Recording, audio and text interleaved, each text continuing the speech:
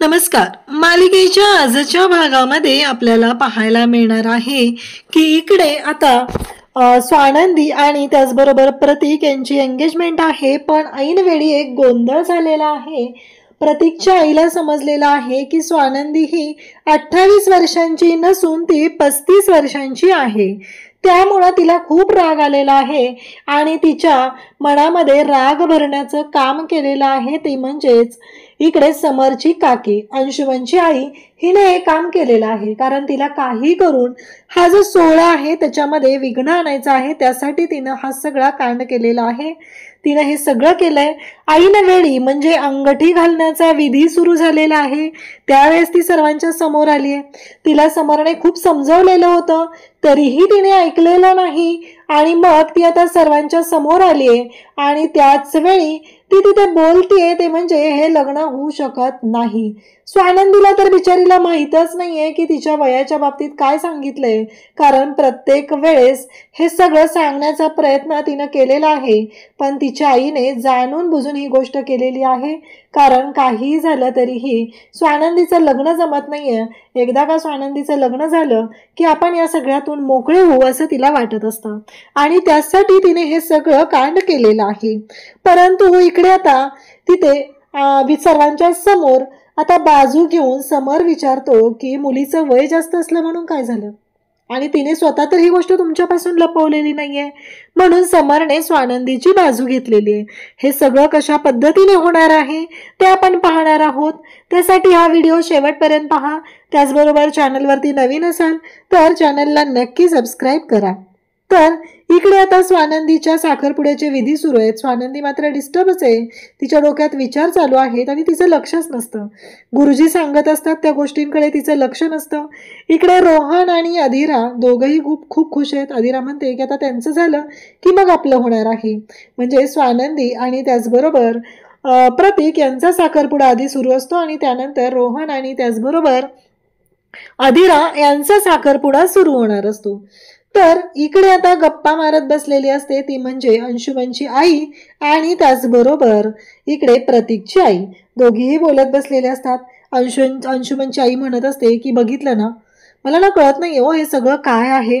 तेव्हा ती म्हणते की हो, आता लग्नाचं तर सुरू होईल, पण ही माणसं कशी आहेत, म्हणजे आमच्या खरंच भारी वाटतंय. म्हणजे माझ्या या मुलीचं ते होणारं सासर आहे, कारण एवढ्या मोठ्या घरातली मुलगी एवढ्या गरीब घरात दिली जाते. हे सगळं दोघींचं बोलणं चाललेलं असतं आणि नेमका अंशुमन मात्र बाहेर उभा राहून लक्ष ठेवत असतो. त्याच वेळी पाहायला मिळतं की जाताना ती म्हणते की चला चला आता पुढचे विधी सुरू होत आहेत, अंगठी घालण्याचा विधी सुरू होईल, मला गेलं पाहिजे, माझ्या प्रतीकच्या लग्नाचं आहे ना हे सगळं चालू, मला तिथं असलं पाहिजे, असं तिचं बोलणं चालू असतं. आणि त्याच वेळी इकडे पाहायला मिळतं ते म्हणजे अंशुमनची आई मात्र तिला म्हणत असते की अहो काय पडलंय हे. तिने मुद्दाम एक एन्व्हलप खाली टाकलेलं असतं. त्याच वेळी इकडे आता निकिता त्याचबरोबर आनंद आणि समर तिघही असतात. फोटो काढायचे असतात, सेल्फी घेत असतात आणि मुद्दामच समर मज्जा मस्ती करत असतो. तर इकडे काही केल्या स्वानंदीच्या डोक्यातून विचार काही केल्या जात नसतात. ती वेगळ्याच विचारात असते. तिचं त्या साखरपुड्यामध्ये लक्षच नसतं. हे तिघजण खुश असतात, सेल्फी काढत असतात, कारण समरच्या लाडक्या बहिणीचं लग्न होतंय आणि तिच्या मनाप्रमाणे होतंय. इकडे ते एन्व्हलप ती म्हणते असू ते पडलं असेल काहीतरी कोणाचं, तर लगेचच बोलायला सुरुवात करते. ती म्हणजे इकडे अंशुमनची आई, अहो काहीतरी महत्वाचं असेल साखरपुड्याच्या बाबतीतलं वगैरे, बघा उघडून. मग ते एन्व्हलप उघडलं जातं तर त्याच्यामध्ये बर्थ सर्टिफिकेट आणि पॅन कार्ड असतं. तेव्हा प्रतीकची आई म्हणू लागते की मग याच्यामध्ये तर एक बर्थ सर्टिफिकेट आणि पॅन कार्ड आहे. तेव्हा ती म्हणते कोणाचं आहे. ती म्हणते स्वानंदीचं आहे, 1990. मग लगेचच इकडे अंशुमनची आई बोलू लागते 1990. ती म्हणते हो ना, मग 35 वर्षाची झाली ना होती. तेव्हा मात्र आता धक्का बसलेला असतो प्रतीकच्या आईला. हो कसं शक्य आहे, मला तर त्यांनी 28 वर्षाची सांगितली होती ना ती, म्हणून तर आम्ही इकडे त्यांचा लग्न जमवण्याचा विचार केलेला होता. या सगळ्या गोष्टी ऐकल्यानंतर मात्र इकडे तिला धक्का बसलेला असतो आणि मुद्दामच पॉइंट आउट करून ही अंशुमनची आई बोलत असते. ती म्हणत असते बघितलं ना काय झालंय, हे सगळं तुमच्या लक्षात येतंय ना, असं ती बोलत असते. इकडे गुरुजी सांगत असतात की आता हा विधी झाला की मग पुढच्या गोष्टी सुरू होतील. स्वानंदी वेगळ्याच विचारात असते. तिला प्रतीक म्हणत असतो की काय चाललंय नक्की तुझं, तू कोणत्या विचारात आहे आणि काय चाललंय, गुरुजी काय सांगतायत, लक्ष नाहीये का तुझं, गुरुजींनी नमस्कार करायला सांगितलंय, तू नमस्कार का केलेला नाहीये, असं तो तिला बोलत असतो. इकडे मात्र प्रतीकच्या आईला धक्का बसलेला असतो. अंशुमन बाहेरून पाहत असतो. त्याला मात्र मुद्दामच खुनवून सांगितलं जातं, समोरून सगळे असतील ना, असं ती बोलते.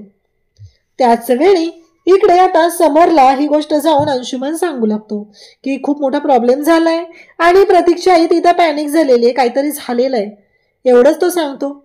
आणि मग त्याच वेळी इकडे पाहायला मिळतं की प्रतीक मात्र स्वानंदीला म्हणत असतो की काय चाललंय तुझं लक्ष नाहीये का. प्रतीकला तर सगळा होल्ड स्वानंदीचा स्वतःकडे घ्यायचा असतो आणि तो तशा पद्धतीनेच तिला वागवत असतो. इकडे आता खुश असते ती म्हणजे अधिरा आणि रोहन. त्या दोघांना खूप छान वाटत असतं. आता अंगठी घालण्याचा विधी सुरू करायचा असतो. हे सगळं झालेलं असतं आणि तेव्हा मात्र इकडे प्रतीकची आई खूप पॅनिक झालेली असते. मग समर येतो आणि विचारू लागतो काय झालं.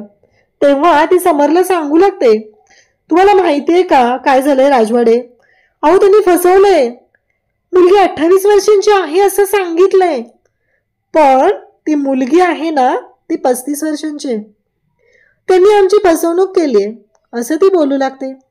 तेव्हा मात्र इकडे समर म्हणत असतो, पण मला सांगा मी स्वानंदीने तुम्हाला हे सांगितलं का, त्यांचं वय 28 आहे.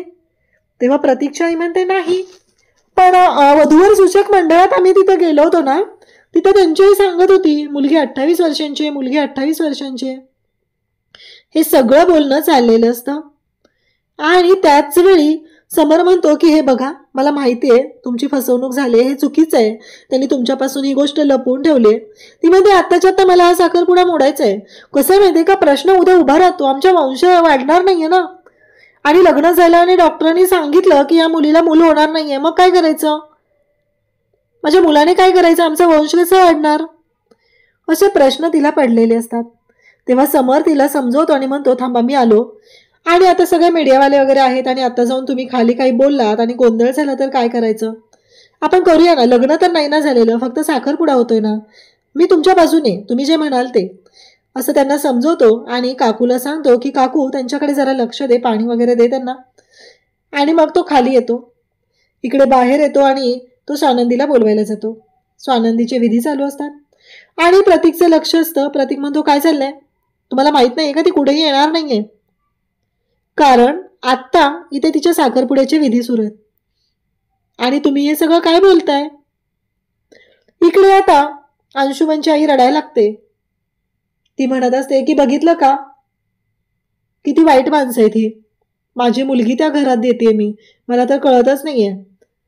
तेव्हा ती म्हणते पण आता समर साहेब बोललेत ना काहीतरी करता येईल, मग काय करायचं पुढे. इकडे आता समरला निकिता आणि आनंद विचारत असतात काय झालं, तो म्हणतो नाही काय नाही. आणि इकडे आता अंशुमनच्या आईने एक गोंधळ घालून ठेवलाय, तो म्हणजे समरने त्यांच्या विरोधात कंप्लेंट केलेली होती, ही FIR ची कॉपी आहे. आणि जेव्हा आमच्या अधिराने सांगितलं तिचं लग्न रोहनसोबत ठरतंय, मग ती केस मागं घेतलेली आहे असं म्हणत ती FIR ची कॉपी दिलेली असते. तर उद्याच्या भागात आपल्याला पाहायला मिळतं की आता ती FIR ची कॉपी घेऊन येते ती म्हणजे प्रतीकची आई, आणि नेमका अंगठी एक्सचेंजचा विधी सुरू झालेला असतो, अंगठी घालण्याचा विधी सुरू झालेला असतो.